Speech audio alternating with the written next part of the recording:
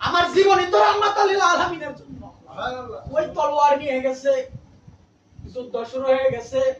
যুদ্ধের ময়দানে রাসূলের পক্ষে দাঁড়ায় নাপাক শরীরে যুদ্ধ করছে। যুদ্ধের পরে রাসূলের দলে যারা শহীদ হইতো তাদেরকে গোসল দেওয়া হয়তো না, আল্লাহর দরবারে এমনি উঠবে। তো ওই শহীদদেরকে গোসল দেওয়া হচ্ছে। সাহাবীরা ধরে ধরে নিয়ে আসছেন। একজন মহিলা ডাক দিয়ে বলে, ইয়া রাসূলুল্লাহ, ইয়া হাবিবাল্লাহ, একটু দাঁড়ান, সবগুলারে কবর দিয়েন না, একটু দাঁড়ান। রাসূলের কাছে আয়েশা বলল, ইয়া রাসূলুল্লাহ, সবাইকে গোসল ছাড়া কবর দেন, আমার স্বামী হামজালারে দিয়েন না, সে পবিত্র না। আমার রাসূল বলল, হামজালারে খুঁজে বাইর করো।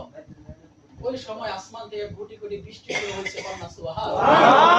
সাহাবীরা হামজালারে খুঁজে পায় না, বলে, ইয়া রাসূলুল্লাহ, এত খুঁজলাম পাইলাম না। আল্লাহ জিবরাইল পাঠায় বলে, ও জিবরাইল, আমার বন্ধুরে গিয়া বলো যে আমার নবীর প্রেমে গোসল না কইরা নবীর দিকে ছুটলো, তার গোসল আমি আল্লাহ ব্যবস্থা করছি জান্নাতের পানি দিয়ে। সুবহানাল্লাহ। আপনার দলিল বলে, এই বেটা নাপাক, তোর নামাজ রোজা হজ যাকাত আর নবী আসেনি নাপাকে।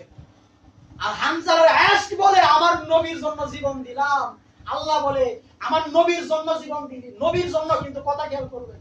আর আল্লাহ বলেন, আমি তোমার জান্নাতের পানি দিয়ে গোসল দিলাম। সুবহানাল্লাহ।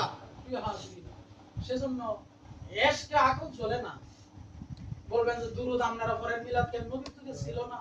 আরে নবীর যুগে অনেক দুরূদই ছিল না। সাল্লাল্লাহু আলাইহি সাল্লাম বলি না আমরা, সাল্লাল্লাহু আলাইহি সাল্লাম, এটা তো নবীর যুগে ছিল না, ইমামরা বানাইছে। রাসূলের যুগে, সাহাবীদের যুগেও ছিল না। এখন আমরা বলি না।